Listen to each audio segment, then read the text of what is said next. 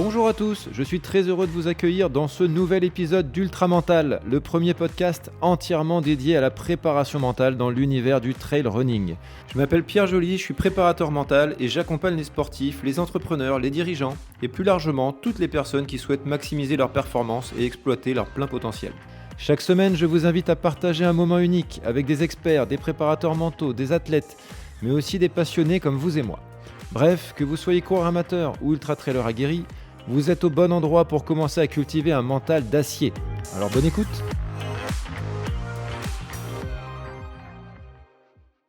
Et bonjour à tous et à toutes, aujourd'hui je suis avec Maëlle Beauvire. Salut Maëlle, comment ça va? Salut, ça va très bien.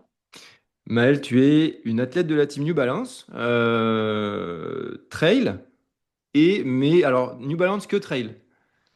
New Balance toute l'année, mais j'ai un double projet de course d'orientation et de trail. Et D'accord. New Et Balance, il c'est OK t'accompagne là-dessus. aussi sur la course d'orientation? Il m'accompagne sur les produits que je peux mettre en course d'orientation de New Balance. D'accord. Je savais pas trop justement si c'était New Balance, c'était vraiment structuré que sur le trail ou si ça t'accompagnait un petit peu sur les deux parties. Ok. Donc en tout cas, tu es dans la team New Balance Trail. Ça date depuis quand? Cette année, l'année dernière?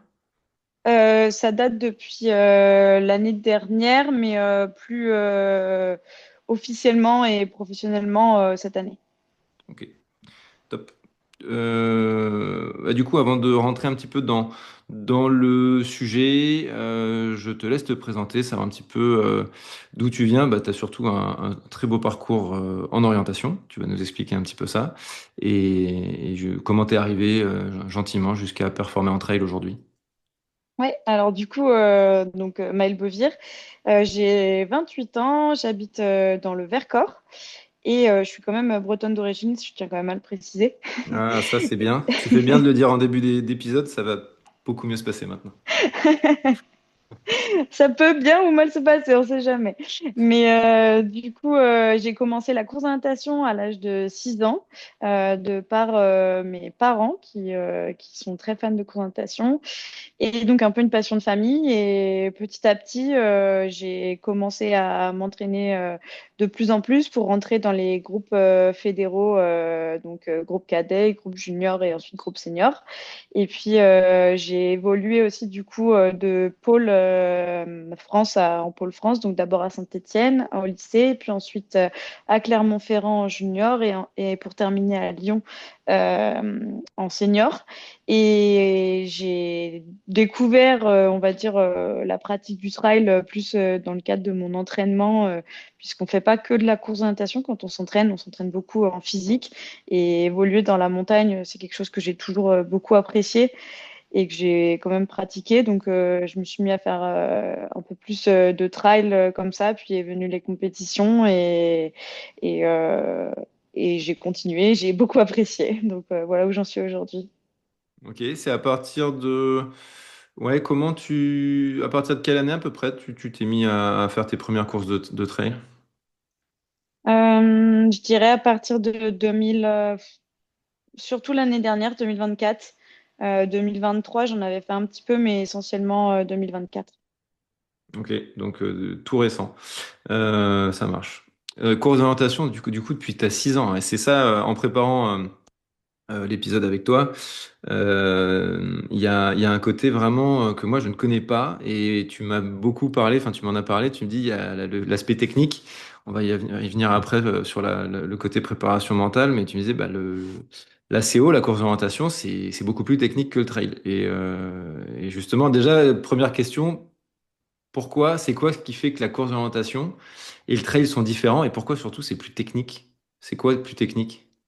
C'est pas technique dans le sens technique la foulée ou technique le terrain, même si bien sûr nous on court en tout terrain en regardant une carte, donc forcément la technicité du terrain est quand même plus difficile, mais c'est plus que en fait on a un aspect mental qui est technique qui joue beaucoup puisqu'on doit évoluer sur un itinéraire avec une carte, où le but en présentation est de partir d'un point, enfin, du départ et d'aller à l'arrivée en reliant des points dans un ordre défini et dans un temps le plus rapidement possible.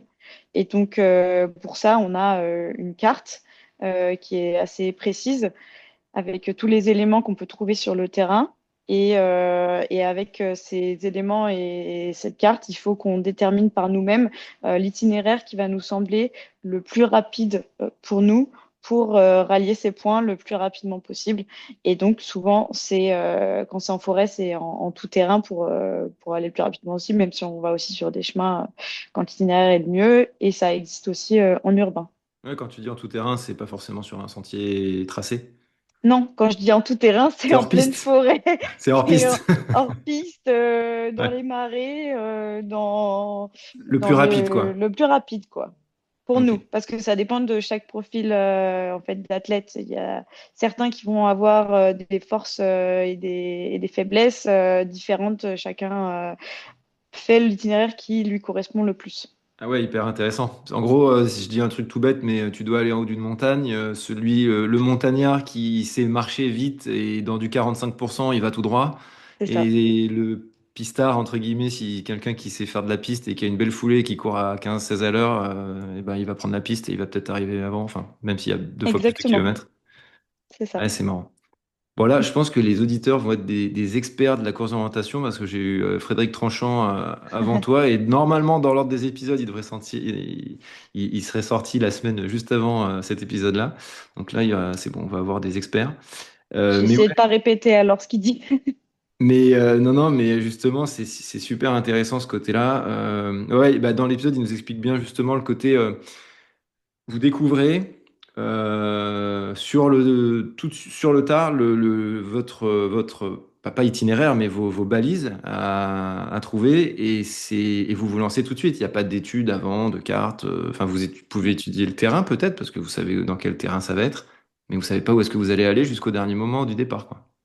C'est exactement ça en fait. Au compte à rebours, on tourne la carte au déclenchement du chronomètre et donc on n'a pas le droit non plus d'aller sur le terrain avant. C'est ce qu'on appelle des terrains gelés et donc du coup pendant 4 ans avant les championnats du monde, on n'a pas le droit d'aller sur le terrain, que ce soit en ville ou en forêt. Il y a des zones délimitées à bien Oui. respecter pour pas tricher en fait et parce que ça a quand même un avantage mais après on essaie de trouver des terrains qui sont assez similaires pour s'entraîner dessus donc il y a beaucoup de travail sur terrain similaire et après en ce qu'on appelle les sprints donc les formats urbains on a Google Street View qui existe et où on passe quand même beaucoup de temps à dézoner toutes les rues pour savoir comment elles sont etc donc il y a beaucoup de travail là-dessus aussi. Ok, et justement, bah, là, on en viendra juste après. C'est sur cet aspect-là que tu as découvert, toi, la préparation mentale. Et c'est sur cet aspect technique, justement, que ça t'a accompagné. Mais on y revient juste après. Du coup, là, aujourd'hui, ton projet, c'est un double projet, c'est-à-dire double saison, je veux dire. Double saison, tu fais encore du trail, enfin, tu fais du trail, mais tu fais encore de l'orientation. Oui, c'est exact. Du coup, je commence cette année par le trail. Donc, j'ai terminé, on va dire, avec le marathon du Mont Blanc. Et aujourd'hui, je bascule sur la saison de trail où l'objectif sera les championnats D'orientation. d'Europe. D'orientation. Oui, j'ai dit championnat de trail, oui, championnat Ouais. de course de natation. Ok. Ok, ok. Et t'arrives à... Alors, j'allais dire, les deux vont ensemble. Oui, à peu près, on court. Donc, ça va. Au niveau entraînement, je pense que t'es pas mal. Euh, Et justement, t'arrives à scinder en deux. T'as pas envie aujourd'hui de continuer ta saison de trail parce qu'on sait que la pré-saison, enfin, à partir de septembre, il y a plein de belles choses qui se passent dans le monde du trail jusqu'au mois de novembre au moins. Parce que j'avais fait exprès justement de bien diviser et de pas mélanger les choses parce que c'est aussi quelque chose que dans la psychologie et dans la préparation mentale que j'ai fait tout au long de ma carrière, je me suis rendu compte que j'étais quelqu'un d'assez organisé où j'avais besoin d'être focus sur plus un objectif en priorité et donc du coup j'ai fait cette division mais dans mon entraînement au quotidien, je vais quand même garder de la course d'orientation parce qu'au final, ça reste, comme tu as dit, un entraînement par entière puisque je cours.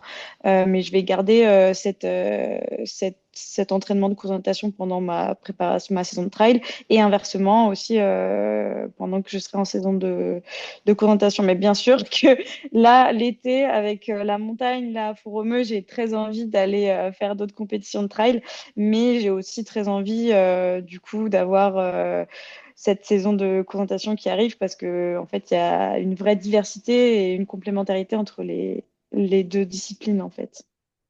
Et c'est ce que on disait, il y a l'entraînement, ouais, un entraînement d'orientation. Vraiment, quand tu fais que ça, quand c'est ton métier, entre guillemets, ça ressemble à quoi au niveau volume, entraînement par rapport à du trail? Par rapport à du trail, la différence, en tout cas moi cette année, puisque je m'oriente sur des formats urbains, du coup plus courts, ça va être que en fait en trail, c'est des plus de volume sur une seule séance dans la journée où ça va être plus long. Et en fait, ou en cours d'orientation, on va plus scinder en deux, donc plus faire deux doubles séances par jour. Donc, avoir à la fois le matin et l'après-midi, pas forcément intense, hein, bien sûr, mais de scinder en deux pour se rapprocher plus des formats, des durées de course et aussi bah, pour éviter aussi les blessures, puisque on fait des choses un peu plus intensives en termes d'intensité, c'est-à-dire qu'on va plus chercher des intensités plus hautes qu'en trail où je reste plus sur des intensités de seuil, on va dire. Oui, c'est quoi la durée d'une course d'orientation? C'est donc ça en forêt, le plus long c'est 1 heure et demie, donc ce qu'on appelle Ok. la longue distance. Ensuite, il y a la moyenne distance qui est à peu près 35 minutes. Et après, il y a tous les relais, etc. C'est plus 30 minutes. Et après, il y a les formats urbains où là, ce que je vais faire, ça s'appelle les sprints, où ça sera 15 minutes pour les formats individuels. Et après, on a un nouveau format qui s'appelle le chaos sprint, donc qui s'apparente un petit peu à ce qui se fait en ski de fond, pour ceux qui connaissent, où là, on a la qualification le matin et ça dure 10 minutes. Et ensuite, on a les 3 rounds. On arrive à passer les 3 rounds avec quart de finale, demi et finale, et où ça dure entre 7 et 8 minutes. Donc, c'est très court, très intense. Et après, on a le relais mixte, où là, c'est aussi un peu comme le sprint individuel, où c'est 15 minutes. Et toi, t'as une spécialité dans tout ça? Bah, du coup, cette année, j'ai décidé de me spécialiser sur l'urbain, donc plus sur les formats courts. C'est vraiment, ouais, quand on entend court, parce que même le format long qui fait à peu près 1 heure et demie, t'as dit, Ouais, ça reste euh, court pour des trailers. Quand je leur dis 1 heure et demie, ah oui, c'est trail court ça. c'est trail court, ouais. C'est quand on voit que le championnat de Course en France de trail montagne, court faisait 30 bornes cette année. c'est ça. Ouais, c'est très court. Ouais, ouais. Enfin, ça change quand même pas mal. Mais ouais, c'est comme tu dis, ça doit être bien complémentaire quand même. Oui, bah en fait, ce qui Euh, est pas mal aussi, c'est que ça permet sur le trail d'avoir un foncier, ben, de faire du volume et derrière de mieux encaisser en fait aussi toutes ces charges sur du plus court. Enfin, moi, ça m'aide énormément en puissance, en côte, etc. J'ai trouvé une belle complémentarité là-dedans. ouais, ok. Bah oui, tu fais tellement d'intense, on va dire, pour un trailer en faisant la CO que forcément. C'est ça. Ouais, ça se goupille comme ça. Ok, bah avant de passer sur la partie prépa mentale, tu as fait une très belle saison en 2024, parce que moi je te connaissais, je t'ai connu depuis que tu es dans le trail, donc depuis peu, et tu disais, non, t'es plus connu, entre guillemets, enfin t'as une plus belle, une carrière plus longue déjà dans la CO, et notamment ta saison 2024, si tu peux nous en toucher deux mots.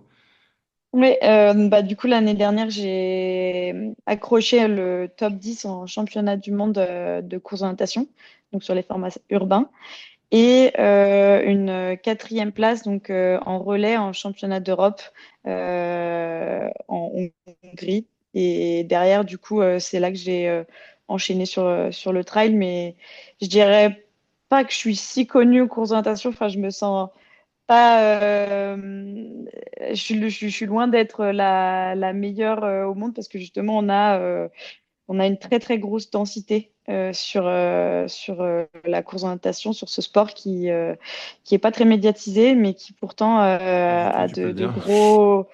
de grosses performances à la fois physiques et techniques des athlètes. Bah ouais, alors bah, comme tu dis, c'est pas médiatisé, bah, franchement, pas du tout quoi. Mm. Et on faisait le comparatif justement de ce côté de cette densité avec un peu le ski de fond et le biathlon qu'on a en France, où je pense ça fait pas partie des fédérations qui ont le plus de licenciés, hein, le biathlon. Bah déjà, faut habiter au bon endroit, faut qu'il y ait de la neige. C'est ça. Donc ça limite pas mal. Et par contre, à côté de ça, il y a une densité d'athlètes de haut niveau qui est juste énorme. Enfin, c'est trop impressionnant. On va faire le parallèle tout de suite avec ce que ta carrière et ton développement justement dans la préparation mentale qui est venu par la course d'orientation. Il y a une densité incroyable, mais c'est surtout, c'est hyper structuré sur le point de vue fédéral. Enfin, en tout cas, ça a l'air d'être un peu plus structuré que le trail qui, lui, compte des milliers d'adhérents. Enfin, d'adhérents, pas vraiment des adhérents parce qu'on n'est pas trop, c'est pas encore fédération, même si c'est rattaché à la FFA, c'est différent. C'est pas des adhérents de licence. Mais en tout cas, il y a plus de pratiquants, ça c'est sûr. Et ouais, tu as ce côté densité qui ne reflète pas, enfin, le côté peu de pratiquants qui reflète pas du tout la densité qui est énorme, quoi. Oui, c'est totalement. Après, je voudrais pas m'avancer sur tout ce qui se passe au niveau fédéral du trail, puisque je ne connais absolument pas comment ça fonctionne. Je pourrais seulement parler du côté fédéral de la course d'orientation. Du coup, on arrive sur cette partie-là. Toi, comment tu as découvert la préparation mentale? Est-ce que ça t'a été apporté comme un besoin, enfin une réponse à un besoin plutôt, ou dans une démarche de professionnalisation encadrée? Je sais pas. Je l'ai découvert plutôt de manière personnelle, où en fait, j'étais quelqu'un de très stressé, que je reste, enfin, on change pas de caractère, donc je le suis encore de temps, enfin, encore aujourd'hui, et où j'en avais marre d'être vraiment, de passer à côté de mes courses en compétition déjà dans les années cadettes, de par ce stress qui me paralysait, et donc j'ai commencé à faire de la sophrologie avant de faire de la préparation mentale. Et est venue ensuite mon entrée en groupe junior. Et où là, du coup, j'ai eu la possibilité, via le pôle, d'appréhender la préparation mentale avec une préparatrice mentale qui suivait le pôle junior. Ok. Quand tu as découvert ça un peu toute seule, enfin de par tes moyens, la sophro, tout ça, ça t'a apporté quelque chose? Oui, ça m'a apporté beaucoup de, je dirais des outils avant tout sur enfin sur la veille et juste avant mon départ, sur des exercices de respiration puisque c'était de la sophrologie au Ouais. départ. Et alors ça n'a pas tout résolu, mais ça a commencé à initier en fait le chemin que je continue de suivre aujourd'hui et que je trouve hyper important en préparation mentale. Et oui, parce que justement, tu as dit un truc intéressant. Tu as dit, j'étais stressé, je le suis toujours. Enfin, on change pas, voilà, on change pas de caractère comme ça. Et c'est ce qu'il y a d'intéressant, justement, c'est que c'est du coup tout l'objet de ce podcast, c'est de faire comprendre ce que ça peut être la préparation mentale. Et ça peut revêtir différentes formes, justement, en fonction de ce qu'on a à travailler, de ce qu'on veut faire. Euh, donc toi, avec ce tempérament, peut-être avec du stress, ça t'a donné les outils, en tout cas, voilà, c'est des outils pour un peu gérer cette chose-là et te le prendre comme quelque chose de positif plutôt que quelque chose qui te paralyse, quoi. Oui, totalement. J'ai surtout abordé au début via la préparation mentale, les outils de préparation mentale.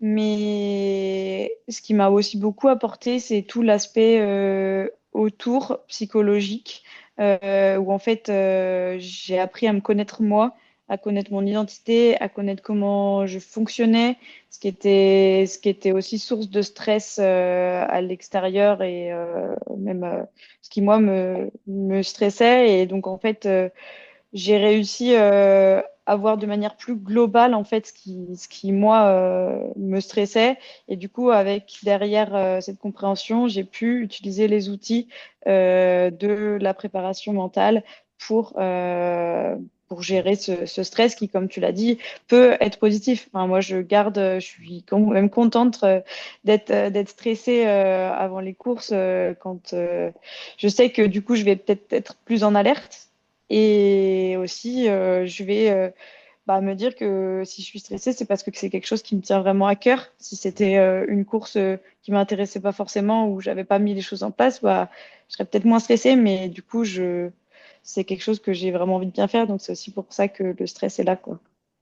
Ouais, bah, complètement. Je pense que c'est la première chose qu'on dit en tant que préparateur mental, quand une personne qui vient nous voir pour ça, c'est de dédiaboliser le stress pour dire que Mm, le stress, déjà, c'est ton meilleur ami, quoi. Enfin, c'est mm. celui qui te donne des indications. Et comme tu dis, t'es là à un endroit et le stress arrive, pas pour rien. Et après, c'est justement à le gérer. S'il passe dans la phase hyper stress, là, ça devient effectivement très néfaste. Enfin, pas très néfaste, mais ça a plutôt causé plutôt du négatif que du positif. Mais ouais, tu parlais d'outils. T'as utilisé quoi comme outil? Alors, j'ai utilisé beaucoup d'outils. Ouais. Alors, tous n'ont pas fonctionné. C'est pour ça que je trouve que c'est important de le dire aussi que Mhm. en préparation mentale, déjà, toutes les personnes qu'on va rencontrer sont pas forcément celles avec qui ça va matcher. Donc, faut essayer. Et après, j'ai des outils qui ont fonctionné et d'autres pas, ou qui ont fonctionné et qui ne fonctionnent plus. Enfin, Mhm. faut vraiment, Ouais. c'est vraiment des choses qui se testent et qui évoluent. Et ce qui fonctionne bien avec moi, c'est donc tout ce qui est visualisation. Vu qu'on l'utilise aussi beaucoup en cours d'orientation, ça m'aide à me concentrer avant les courses. Ça m'aide aussi à me focaliser sur autre chose que les douleurs ou justement le stress de faire ça ou Mhm. donc, il y a ça. Et après, des outils, en fait, ils sont tellement automatisés aujourd'hui que j'essaye de les chercher. Au tout début, quand j'ai commencé, j'avais des outils d'ancrage de mots Ouais. qui fonctionnaient vraiment bien sur moi. Donc, quand j'arrivais à identifier un moment où je me déconnectais un petit peu, j'avais un mot, ça s'appelait, moi je l'avais choisi moi-même, c'était Mhm. contrôle. Et en fait, ça me ramenait à une action ou ça me ramenait à quelque chose que je devais faire pour me recentrer sur moi et sur mes actions. Et du coup, entre guillemets, oublier cette part de stress ou Et de ça fonctionnait bien, ça divagation. arrivait à te ramener dans un état moins diffus, on va dire, où on stresse sans trop savoir pourquoi, C'est ça. et hop, ça te recentrait. Ça me recentrait parce que a posteriori, je me suis rendu compte que c'était pas forcément le mot, même s'il a fallu aller dans ce sens-là au début, mais c'était plus le fait de me concentrer sur des actions, sur mon process, sur des choses que je pouvais contrôler en fait. Surtout ce qui Donc, était sous ton contrôle au final. c'est ça, Ouais. exactement. Ah ouais, bah c'est ok, hyper intéressant. Alors, du coup, pour l'anecdote, tu parles de visualisation. C'est moi qui t'ai contacté pour faire ce podcast et en fait, c'est en voyant un de tes réels où très furtivement on te voit un départ d'une course, je sais pas laquelle, et t'étais devant Trail sur Alsace. la. C'était où? Le trail UTMB Alsace. Ah, cette année? Ouais, Et on te voit les yeux fermés, tu es sur la première ligne à quelques secondes du départ ou minutes, et tu as les yeux fermés en train de faire des gestes comme avec ta main, comme si tu allais prendre des virages, comme si tu allais faire du bobsleigh ou, ou je sais pas, ou de la Formule 1, et c'est ça. pilote de moto, tu vois. Et je me suis dit, oh là là, ça sent la visualisation bien préparée. Et Ouais. effectivement. Et tu le fais à toutes tes courses, ça, ou c'était vraiment, ça t'est venu comme ça, justement, pour te ressentir. Ça t'aide à faire quoi, ça? Parce que tu partais pour combien de kilomètres, là? Là, je partais pour 34 km. Voilà, donc t'as pas fait 34 kilomètres dans Non. visualisation. Ça t'a aidé à quoi à ce moment-là de faire ça? Alors, ça a été vraiment automatique. J'ai pas préparé cette visualisation et je le prépare pas forcément en trail, mais je le prends de mes routines en course de natation où en fait, avant le départ, ça me prépare à imaginer dans quel endroit en 3D dans ma tête je vais commencer. Donc là, il y a ce bâtiment qui est ici à ma gauche. Après, moi, je vais prendre un virage à 90 degrés, ensuite monter. Et en fait, ça me permet de me concentrer sur moi et ce que je vais avoir à fournir comme effort. Par exemple, là sur le trail, du coup, je me répétais un petit peu, OK, donc à 19 km, ça va monter comme ça, après, ça va être un peu plat, et un peu me préparer en fait mentalement à l'effort que je vais fournir et au parcours que je vais pouvoir avoir. Mais je l'utilise surtout en course d'orientation, et là, c'est juste que c'est ma routine de pré-départ qui est automatique, et du coup, je l'ai fait de manière instinctive. Justement, tu es suivi au niveau ça, c'est comme toi tu le dis, tu l'as mis en place, c'est ancré parce que tu l'as travaillé beaucoup en course d'orientation. J'avais noté, tu le fais depuis 2000, enfin, tu as découvert la préparation mentale en 2017, donc ça Mm, fait quand même quasiment, ça fait 8 ans. mm. Donc effectivement, une fois qu'on l'a travaillé des nombreuses fois, ça sort tout seul, c'est automatique et ça se met en place. Comment ça a été préparé comment à l'époque quand tu as commencé ça? Ça a été un suivi sur le long cours? Ça a été comment ça s'est passé? Alors, comme je l'ai dit avant, c'était dans le cadre du pôle Mhm. junior où on avait la possibilité d'aller voir cette préparatrice mentale. Et donc, du coup, ça a été pour moi quelque chose de régulier parce que j'en ai ressenti le besoin. À côté, j'avais mon coloc qui allait la voir et lui, il ne ressentait pas forcément le besoin. Donc, il était allé la voir 2 fois dans l'année. Moi, j'allais la voir à peu près 2 fois par mois. Ok, oui, donc super régulier, toutes Ouais, les deux donc semaines. assez Ok. régulier Mhm. parce qu'en fait, j'en ressentais le besoin dans ma vie au quotidien et dans mes entraînements aussi. Mhm. Et ça s'est matérialisé sur Enfin, en fait, j'en avais besoin régulièrement parce que je me suis rendu compte que j'avais du mal à gérer aussi tous les à côté de mon entraînement, des compétitions, et qu'en fait, c'était ça qui me soumettait au stress. Et donc, pour gérer tout ça, j'avais besoin de le comprendre et d'avoir des outils pour y arriver. Et donc, peut-être que si je devais le refaire aujourd'hui, j'irais peut-être d'abord voir une psychologue du sport avant d'aller voir une préparatrice mentale, du fait que moi, mes problèmes, personnellement, hein, Mhm. c'était plus dans le quotidien euh, et de comprendre globalement comment je fonctionnais avant d'avoir les outils précis, en Ouais. fait. Parce que j'avais les outils, mais je les utilisais. Donc, il y a des fois, ça fonctionnait, mais c'était un peu, enfin, c'était quand même irrégulier, même si encore aujourd'hui, hein, c'est pas C'est pas une science tout lisse. exacte, on est d'accord. Ouais. Mais en fait, il y a pas si longtemps, j'ai enfin compris comment je fonctionnais de manière globale et dans ma vie au quotidien. Et ensuite, du coup, je mets en place les outils au moment voulu. Et je pense que, du coup, comme c'était quelque chose peut-être aussi moins connu à l'époque où je le faisais, ça se mélangeait et c'était un peu moins structuré qu'aujourd'hui, comment je peux l'utiliser. Et comme tu dis, ne serait-ce que de faire la démarche, ça peut t'orienter en fonction de ta demande justement ou en fonction du sujet. Tu l'as bien dit, tu t'es rendu compte que c'était les à côté qui faisaient Mm, que tu stressais pendant en sport, pour faire large. Et du coup, parfois on peut aller justement voir pour dire je stresse au départ d'une compète, j'ai trop de stress, je prends ça trop au sérieux, j'en sais rien. Enfin bon, bref, en gros, le sport est le sujet du stress. Et au mm, final, ben, en creusant un petit peu, c'est ce mm, côté un peu justement plus psychologique et plus identitaire, moi, ce que j'appelle, parce que je suis pas psychologue, hein, donc moi, c'est surtout sur la partie identité que je commence pour mm, voir mm. si au niveau identitaire, tout est calé, on va dire, sur la base, en fait. Si la base déjà est bonne, bonne au sens aligné, bon, Mm. c'est des mots qui sont un peu galvaudés maintenant, mais ça parle en tout cas. Mais au moins, ça donne un point de départ. C'est Et exactement ça. ça peut te permettre de savoir où chercher. Et aujourd'hui, tu as été bien, on va dire, tu as été suivi. Tu l'es toujours d'ailleurs sur la CO, sur la course d'orientation? Je Tu as le toujours suis plus accès? avec la même préparatrice mentale. Ouais. On a changé de préparatrice mentale quand je suis passée au pôle de Lyon, donc en senior. Et là, du coup, comme je suis plus en pôle, j'avais plus accès à cette préparatrice mentale et j'ai changé. Je suis avec une psychologue du sport à Grenoble. Aujourd'hui, je suis toujours suivie, mais en Ah, ok, perso, du d'accord. coup. Donc, il te sert autant, comme tu dis, sur de la course d'orientation ou du trail, ça, il n'y a pas de différence là-dessus. C'est ça, exactement. Exactement.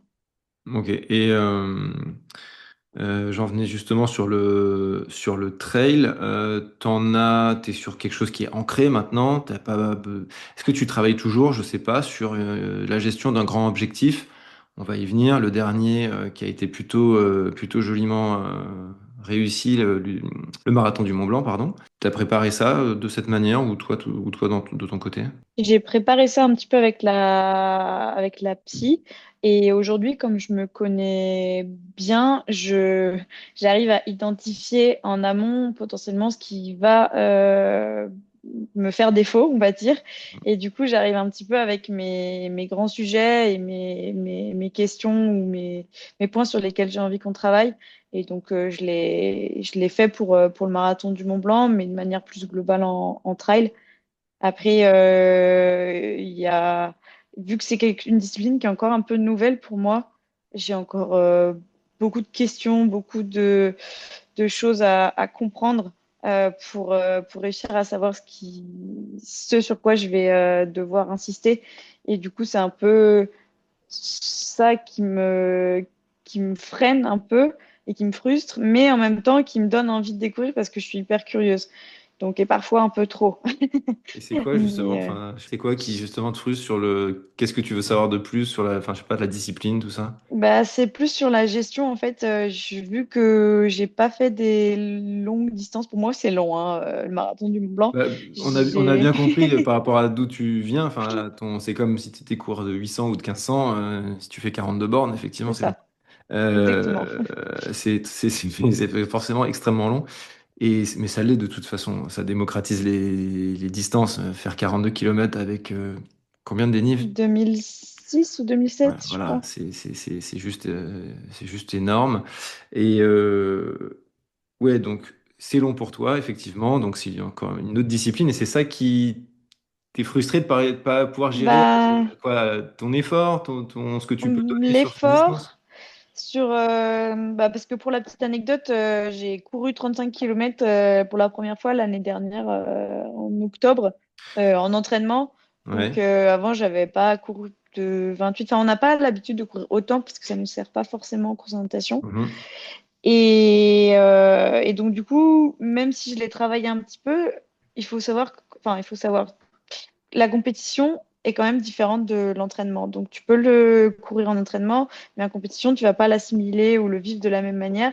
Et donc, moi, j'ai encore besoin d'expérience pour savoir comment mon corps va réagir, etc. Et j'avais pas fait forcément de trail avec autant de dénivelé sur une distance aussi longue. J'avais fait Chianti, qui s'était très bien passé, Chianti by UTMB en Italie, en mars, mais c'était plus roulant. Et du coup, j'ai cette gestion de l'effort de mon corps. En fait, j'ai un peu du mal à la voir et à la connaître. Et du coup, je- j'ai eu l'impression d'avoir un peu trop, d'être resté vachement sur la retenue, d'avoir un peu tatillonné le truc. C'est ce Et que j'allais te demander, c'était trop frustré d'avoir pas assez donné et de te sentir limite, j'aurais dû en mettre plus à la fin, ou l'inverse, j'ai craqué, j'ai claqué au non, plus 30e dans et. ce premier sens, mais après, je vais pas dire non plus que je me suis pas donné, que je me suis pas donné dans la dernière descente, etc. Hein, je Hmm. me suis donné, hein, il y a pas, il y a pas titillé, je me suis donné, mais je reste encore novice sur ça et du coup, j'ai envie Avec de la prudence. savoir. Oui, voilà, je suis avec la prudence Hmm. et j'ai envie de connaître plus de choses, même sur le ravitaillement. J'ai été accompagnée aussi par mon diététicien là-dessus, Sébastien Dienfenbronn, que je Ouais. remercie. Mais c'est encore des choses toutes nouvelles et que je sais pas forcément comment mon corps va réagir. Alors que en course de natation, je sais un peu entre guillemets, mes défauts ou les obstacles que je vais avoir à franchir et qui peuvent être gérés en préparation mentale. Là, aujourd'hui, en trail, où c'est moins précis, moins, Hmm. beaucoup plus large et où du coup, les situations que je vis, je les ai pas forcément appréhendées avant avec la préparation mentale, même si je sais qu'il faut rester hyper adaptable et pas s'enfermer dans des schémas de course, etc. Parce que ça aussi, je l'ai travaillé, parce que j'étais un petit peu trop, trop focus sur des Sur le schémas. contrôle parfait de la course. C'est ça. Ok. Ah ouais, Donc, c'est intéressant. Ben, c'est ce côté, j'en parle souvent mais, avec d'autres préparateurs mentaux quand on fait des débriefs, mais c'est ce côté être confortable alors soit dans l'inconfort justement, si on parle d'ultra ou d'efforts un peu longs, endurants, où tu te fais un peu mal longtemps, ou être confortable justement dans l'inconnu, quoi. c'est ça. Et tu sais pas comment ton corps va réagir dans 2 heures, tu sais pas qu'est-ce qui va se passer, tu connais pas comment va se dérouler la course, tu connais encore moins la forme de tes adversaires ni leur stratégie. Mm. C'est hyper intéressant. Après, oui, c'est sûr, que si on aime bien quand c'est carré, c'est moins carré, on va dire. Ouais, bah après, c'est aussi à moi d'apprendre à lâcher un petit peu, à lâcher prise sur ce que tu disais. C'est aussi des choses qui se travaillent, hein, bien sûr. Mais aujourd'hui, je pense que c'est aussi beaucoup d'expérience à avoir sur ces distances-là et sur ce type de course qu'il faut que j'acquière pour justement savoir sur quoi bosser, quoi. Tu vois, quand on parle de choses comme ça, finalement de stratégies différentes, de manières de performer différentes, c'est ça qui est assez marrant, c'est qu'il n'y a pas qu'une seule manière de performer. Mm, Quand on regarde les femmes l'année dernière sur l'UTMB, il y a eu Cathy Schall qui part avec les hommes, avec les premiers hommes devant à une allure dingue. mm, Bon, qui arrive première quand même, mais qui est avec une courbe plutôt descendante sur la course de sa forme, quoi, de son allure. Et l'inverse, Ruth Croft qui part tout doux et qui reste comme ça sur la même allure tout le long. Et finalement, elles arrivent à une dizaine de minutes, je sais plus mm. exactement, pas loin en tout cas, pour le nombre d'heures passées. Et ouais, c'est ça qui est rigolo. C'est que chacune a fait le stratégie qui lui convenait. Mm. Parce que si tu dis à Cathy Schall de partir à 12 à l'heure, voilà, s'ils sont pas à 12 à l'heure, mais j'exagère, elle va dire jamais de la vie. Ouais. Et vice-versa. Enfin, ouais, c'est assez impressionnant. Ouais. Bah, c'est que c'est exactement ça aussi dans la préparation mentale. Chacun est complètement différent, chacun a un parcours différent, et c'est pour ça que je trouve que se connaître avant tout, c'est la base quoi pour pouvoir travailler au mieux. Et moi, je suis friande de justement aussi regarder quand je connais pas ce que font les autres, mais toujours à se recentrer à la fin sur soi-même. Bah, ok, elles font comme ça. Qu'est-ce que je peux faire? Est-ce que je peux essayer ça? Est-ce que je peux essayer ça? Mais en fait, ça peut ne pas fonctionner sur moi, quoi. Ouais, exactement. C'est ça qui est marrant, c'est qu'on peut s'inspirer de choses et après, faut forcément le tester. C'est un peu comme l'entraînement physique. Enfin, c'est exactement comme l'entraînement physique. Mm, Certains vont répondre au volume très bien mm, et ils vont regarder le copain qui fait des intensités 2 fois par semaine. Il va dire, ah là là, si j'en fais, je vais devenir un monstre. Puis finalement, pour lui, ça marche pas. mm. Et vice-versa, celui qui fait moins de 100 km par semaine, mais avec plein d'intenses et qui va finalement performer aussi bien que l'autre sur du long. Enfin, on sait pas à Totalement. l'avance, on peut pas savoir à l'avance ce qui va marcher pour l'un ou pour l'autre. C'est ça qui est assez passionnant, ouais, Mm. carrément. Du coup, tu parlais on va terminer avec ces deux belles courses, Chianti et en gros, c'était les deux points d'orgue de ta saison, Chianti et Chamonix, enfin le marathon du Mont. Alors j'avais aussi le trail UTMB Alsace, mais c'était plus en course de préparation pour le marathon du Mont Blanc. Dans Donc, l'ordre, oui, dans donc l'ordre, c'était c'était d'abord Chianti Chianti, en mars. mars, ouais, Donc ça, c'était pour aller chercher ma qualif OCC, l'année mais prochaine. aussi pour savoir ce que ça donnait mon corps sur un format aussi long, me frotter un peu à la concurrence internationale. Et ensuite, du coup, le trail UTMB pour en prépa du marathon du Mont Blanc. Ok. Du coup, Chianti s'est bien passé. T'as fait la course que tu voulais. Chianti s'est bien passé. J'ai beaucoup appris sur moi-même et sur l'effort. Et je termine sur le podium, donc qualif au CC direct, donc contrat rempli, on va dire. Et ensuite, Trail UTMB Alsace aussi, c'est bien passé pour lancer derrière la suite sur le marathon du Mont Blanc où j'ai eu l'opportunité avec New Balance de m'entraîner 2 semaines sur Chamonix sur le parcours vu qu'on avait un chalet à disposition Ouais, là-bas. cool. Et tu peux nous... Comment s'est passée ta course? Tu peux nous raconter un petit peu? Celle de Chianti ou celle Ouais, celle de... de... Non, je vais t'en faire qu'une, hein, mais celle du Mont Blanc. Celle du Mont Blanc. Oui, c'était une Alors, belle course, on a eu un beau c'était, dispositif oui, de vidéo et tout, c'était chouette.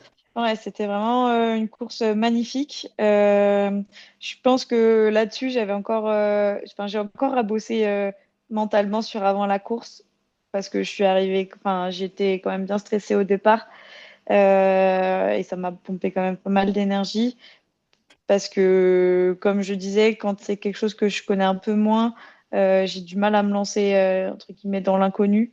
Ok. Et du coup, ça me met un peu un stress supplémentaire. Et donc, du coup, le départ, j'étais pas forcément très bien. Enfin, j'avais pas la méga banane comme j'ai pu avoir sur les autres trails en mode j'y vais et je verrai, tu vois. C'était Ouais. plus là, je veux contrôler, je veux contrôler, je veux faire ça bien, je veux me focus sur moi et pas me faire avoir sur un départ rapide. Du coup, je suis partie en contrôle, pas trop rapide. Et enfin, ce qui était cool, c'est qu'on était à deux avec une copine du team New Balance. Donc ça, c'était vraiment chouette. Pendant un moment, on s'est tiré jusque dans la montée du Béchar, donc qui arrive pas loin de la Flégère. C'est Donc la fin de course aussi c'est pour vous, la la fin de Flégère, avant la la Flégère, c'est redescente? la fin de course avant la descente. Et en fait, le Béchar, il y a en fait, à chaque descente, vu que c'est quelque chose que j'aime vraiment beaucoup et que je m'en sors pas trop mal, notamment parce que bah, course d'orientation, on court en tout terrain, on regarde une carte, là on regarde un chemin et donc tout ce qui est un peu plus technique, j'arrive à creuser l'écart et du coup dans la descente du Béchar, c'est là où j'ai commencé à partir et à attaquer jusqu'à la flégère mais tout en gardant parce que j'avais peur de pas pouvoir envoyer dans la descente de la flégère parce qu'elle est quand même assez longue et si je veux utiliser mes capacités de descendeuse je voulais être en plein moyen de mes compétences et donc du coup une descente qui s'est plutôt bien passée à la flégère où j'y rattrape du temps, mais pas assez pour aller grappiller des places. Mais après, l'arrivée dans Chamonix avec tout le monde, ça, c'était vraiment quelque chose qui m'a marqué parce que il y a une ambiance à Chamonix incroyable quand tu arrives à l'arrivée. Alors, j'ose même pas imaginer ce que ça fait à l'UTMB, quoi. Bah, du coup, 12e, tu as commencé à courir sérieusement. Tu me dis, tu fais ton premier trail il y a 1 an et demi ou 2 ans. Oui, oui, c'est sûr, c'est cool. C'est sûr, c'est cool. J'essaie de regarder ce qui s'est bien passé et ce qui s'est un peu moins bien passé. Enfin, j'ai un peu trop tendance à chaque compétition à essayer de comprendre ce que je peux mettre en place derrière pour progresser avant de savourer ou de me satisfaire. Donc, c'est aussi un travail que je fais en prépa mentale, me satisfaire Ouais. et de quelque chose je dirais, constant aussi et pas voir les choses soit noires, soit blanc, mais d'avoir Bah, c'est clair. un milieu. Donc non, non, c'est sûr, c'est cool. Est-ce que tu t'es déjà... Enfin, là, on a beaucoup parlé justement de préparation en amont Mm. d'événements de course. Est-ce que tu te sers d'outils pendant? Oui, beaucoup. En fait, j'utilise un peu pareil, les mêmes routines que j'utilise en cours d'orientation. Même si du coup, là, en fait, en cours d'orientation, ce qui m'aide énormément, c'est de me focaliser sur, comme je te disais, le process, les actions. Parce que comme on doit garder une lucidité et on doit évoluer avec la carte, on ne peut pas courir n'importe où. Il faut vraiment être précis et c'est un process qui est un peu rythmé pour rester dans ce qu'on a, enfin, un peu un flow, comme il y en a beaucoup qui disent aussi en course à pied, de, de toujours avoir un temps d'avance pour avoir toujours ce rythme de routinier un peu de poste en poste, de balise en balise pour que ce soit plus clair pour les spectateurs. Parce qu'en plus, alors, pour recontextualiser, de la course d'orientation, c'est c'est des intensités, quoi. C'est des intensités plus élevées. Donc, qui dit intensité plus élevée dit lucidité qui diminue. Ça, c'est proportionnel en général. C'est ça. Donc ouais, c'est ultra important d'essayer de garder un brin de lucidité. Et d'où enfin, je parle de toi, du coup, de ton rituel ou de cette espèce de routine que tu as à toujours garder un temps d'avance, comme tu dis, d'un poste à l'autre. C'est ça. En fait, on essaye toujours d'avoir, pour imaginer un peu le truc, c'est que on essaie toujours d'avoir le prochain poids où on doit aller dans notre tête. Par exemple, si je dois tourner au bâtiment à droite qui est 50 mètres là-bas, et ben en fait, derrière le bâtiment à droite, je sais que potentiellement il y aura un arbre où je vais devoir passer à côté, et je suis déjà en train d'imaginer le point que je vois pas encore qui sera derrière mon premier point à 50 mètres. Donc en fait, on a toujours ce temps d'avance. Et pour Ah, c'est imaginer ça fou. un petit peu en trail, ce que ça peut être, c'est que en descente, en fait, on a toujours ce petit temps d'avance aussi.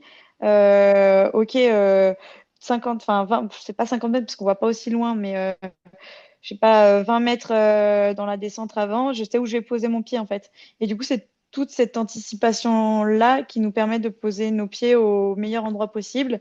Et en fait, dès que ça devient un peu plus technique ou qu'on voit pas bien, bah là, du coup, il faut avoir la lucidité de se dire, OK, je fais des plus petits pas, je ralentis un peu pour me remettre en avance. Parce qu'en fait, sinon, je vais tomber en trail ou je vais me faire une cheville ou je sais pas, ou je vais être moins efficace. Et en concentration, bah, en fait, on fait direct une erreur où l'erreur, elle va arriver plus tard quand en fait, on aura cassé notre rythme et on va être dans la précipitation et en fait, on sera plus maître de ce qu'on est en train de faire. Donc, c'est un peu ça sur quoi je me focalise vraiment pendant les courses, c'est vraiment les actions que je dois mettre en place. C'est de la Et du lucidité, coup, quoi. en trail, c'est ça, la lucidité. Ouais. Mais au final, en trail, c'est ça qui a été un peu plus difficile à appréhender, c'est que je me suis dit, mais en fait, là, j'ai pas de carte. Je dois pas aller à des points.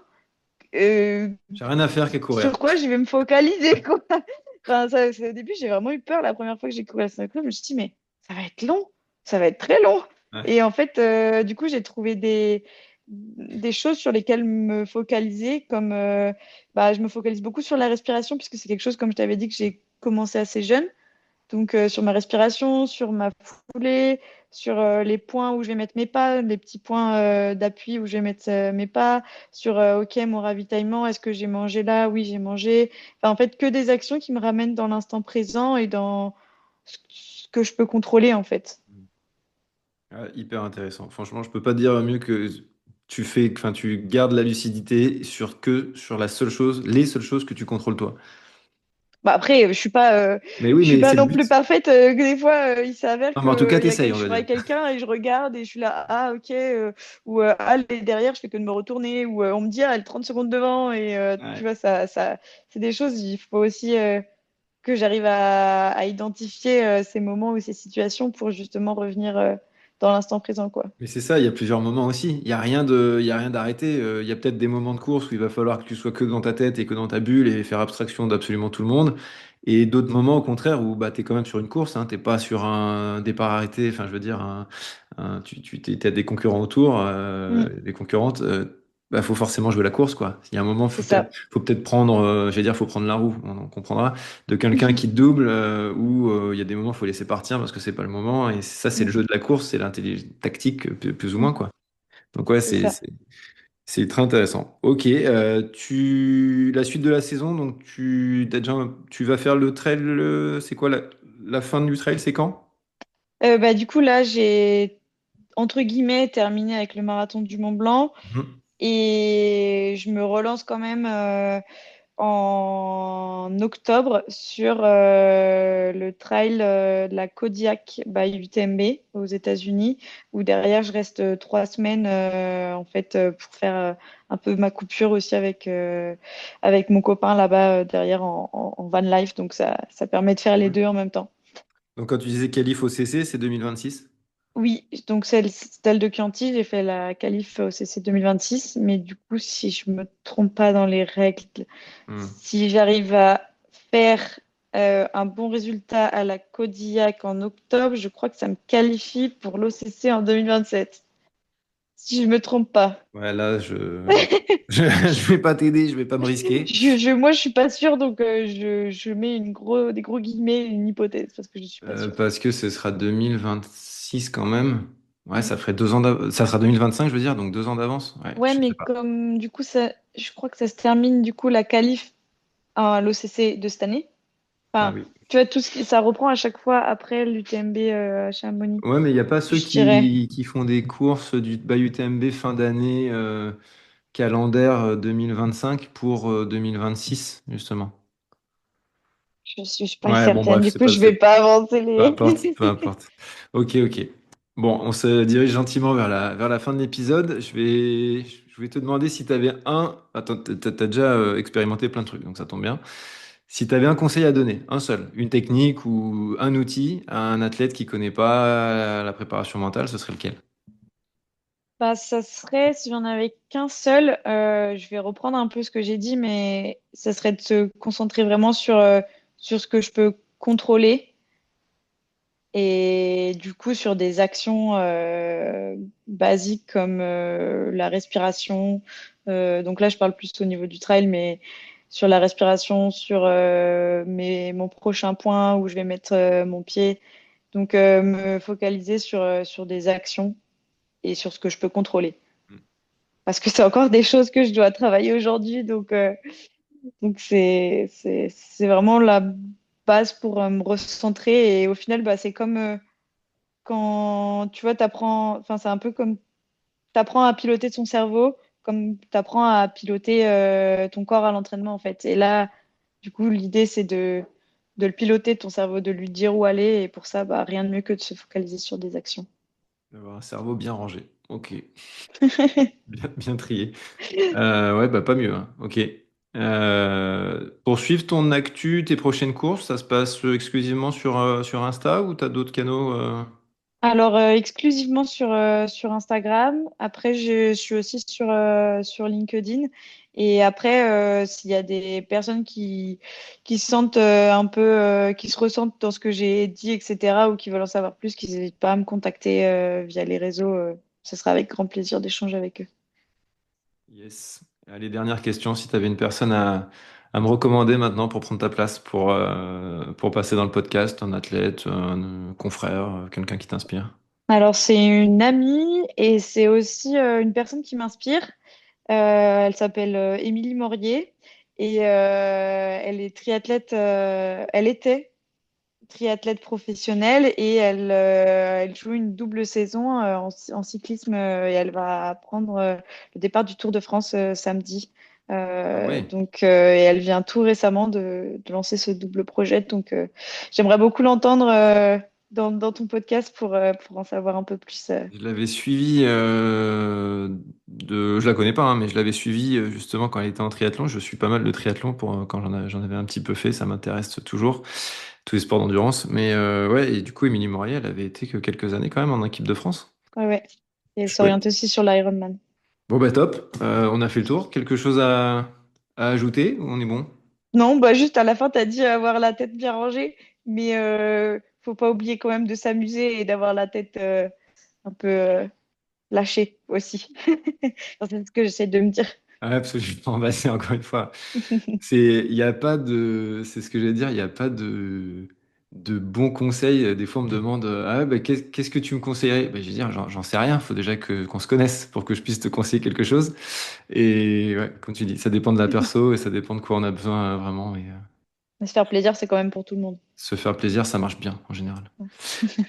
Top. Bah écoute, merci beaucoup Maëlle d'avoir pris le temps de répondre à mes questions et de passer dans le podcast. Je te souhaite Avec une plaisir. excellente fin de saison de trail et début de saison course d'orientation, tu t'arrêtes jamais. Et merci beaucoup et puis merci de m'avoir invité dans le podcast. Avec plaisir, et je te dis à bientôt. Merci, à toi aussi. Salut, ciao. Cet épisode touche à sa fin, j'espère sincèrement que celui-ci vous a inspiré ou même apporté des pistes concrètes d'évolution. Si c'est le cas, merci de laisser une note 5 étoiles sur votre plateforme d'écoute favorite. C'est un geste simple mais tellement important pour soutenir ce travail indépendant et continuer de vous proposer des invités de qualité. Si vous souhaitez aller plus loin et optimiser votre préparation mentale, n'hésitez pas à me contacter via mes différents canaux, tous renseignés en description de cet épisode.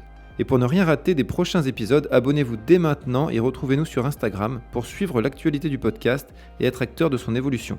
A très vite dans un prochain épisode d'Ultra Mental.